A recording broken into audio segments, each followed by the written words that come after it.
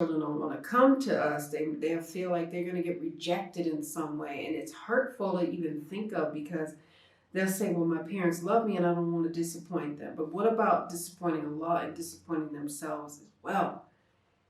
That matters. They must also be proud of what they do in life and how they feel.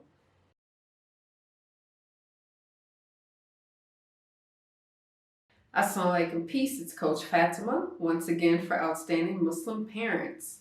Now, I want to talk about something in this video, and it is something that really is plaguing our community as Muslim, or our communities, and that is when parents don't want to have hard conversations with their children, whether they be preteen, teen, or adult children. And they kind of leave it up to friends or peers or someone else, maybe even a mentor, to do it.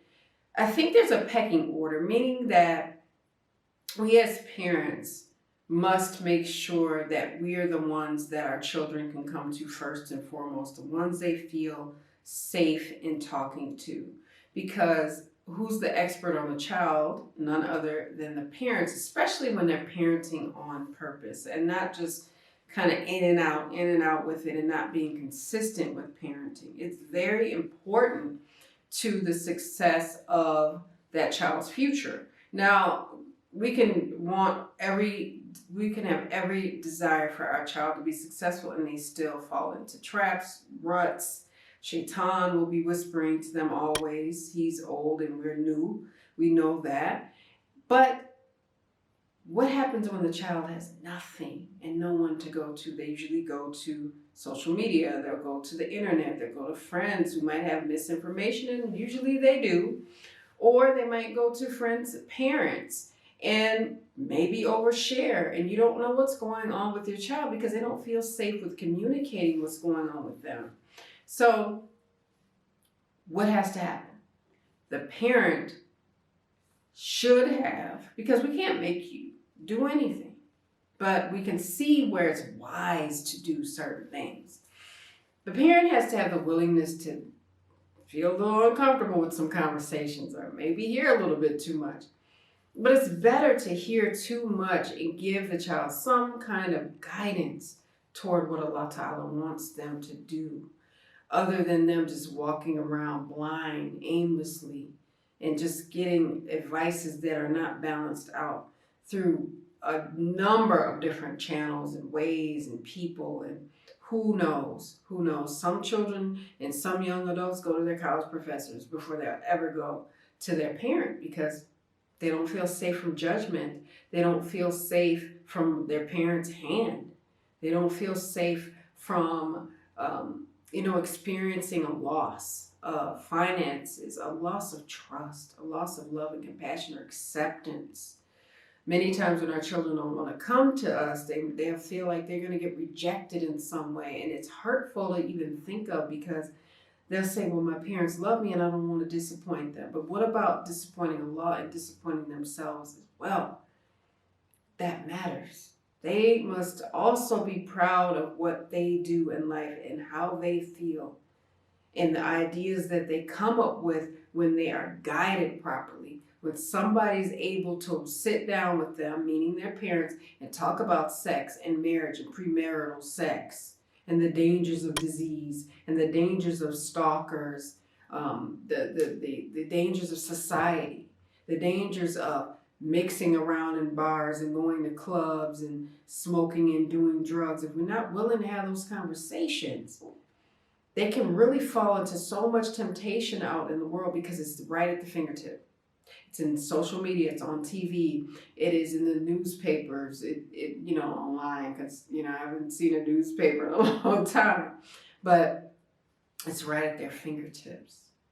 And if they're not safeguarded in some way, shape, or form, and they don't have their parent to help with that, it becomes very difficult for the child or the young adult. Just because they're minors or they're young adults in college doesn't mean that they have the ability or the resources to practice good judgment, or the brain development, the emotional bandwidth to get through some of these trying times. Because I remember college. I remember how it was, and it was not easy. And I was not Muslim at the time. And there was a lot of temptation and a lot of stuff getting thrown my way to the point where I couldn't really focus on my studies properly because the social aspect. And there was no Instagram. There was none of these things. There was no Facebook. There was none of that stuff to get hemmed up in. It was just normal life with people, face to face. So let's have the conversation with our children. Let them know that, okay, I might not like what you're going to say, but I want to hear your perspective. I want to hear you out. I want to hear what's going on with you. Let me help you. Offer your help. You know, maybe we can try to fix it together. Maybe I can point you in the right direction and you can feel free to come to me. You know, because, okay, I'm not going to lead with judgment. I'm going to lead with listening and receiving and trying to figure out what the origin of whatever challenge has presented itself in your life. I want to help with it. And you might be inside just crumbling and going, oh my God, I can't believe they're doing that. I can't believe they got into that. But let me talk to them, because sometimes if we don't come with an open mind, they won't want to open up. So let's just remember that. And we lead with Islam, of course, but it is not to browbeat our children or our child with, because they'll want to clam up and they won't want to trust us. Because I say, you know what, I just get met with judgment. Nobody listens to me. So I'm just going to figure this out on my own. And typically when they try to figure out adult decisions on their own, they fail because they don't know what to do. Because no adult is willing to have the conversation.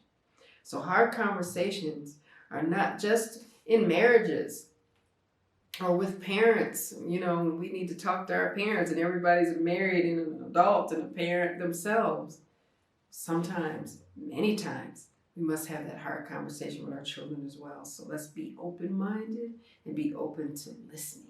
So I hope you all got some gems from this video. Make sure you comment, like, and subscribe, and share the video, because sharing is caring. Hit the notification bell so you know every time that we upload, because we want to spread the word out, and we want to really open up a space for parents to have these discussions for our children and, our adult children. I like to say, because they're children to us and maybe babies always, but they're not, to have those conversations with us as well. So let's talk about those things with each other within the comments as well, and just in our homes first and foremost. But if you got to share this video to do so, then that's fine. Let's do it.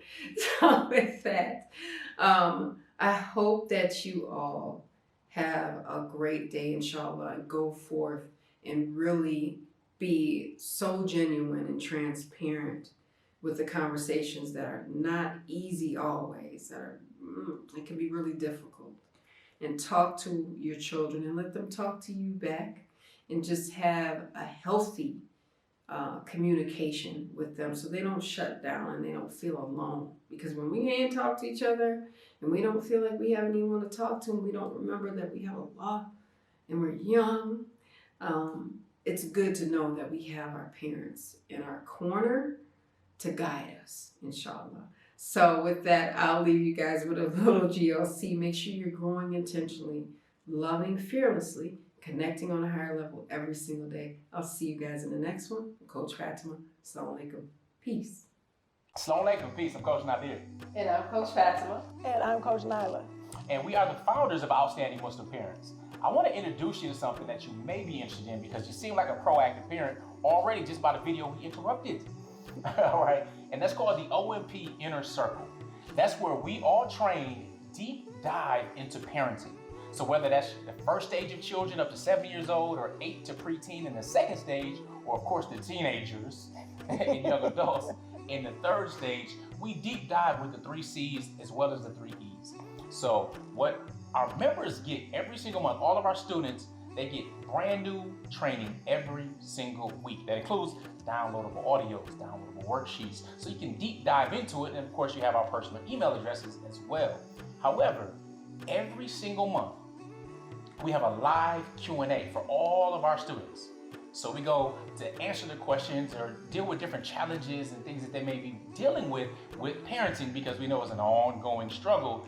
Just us, here being parents of 12 children. Right. Okay. So with that being said, I want to congratulate you on being proactive. And make sure you click the link below in the description, and we'll let you get back to the video. Assalamu alaikum. Peace. Peace.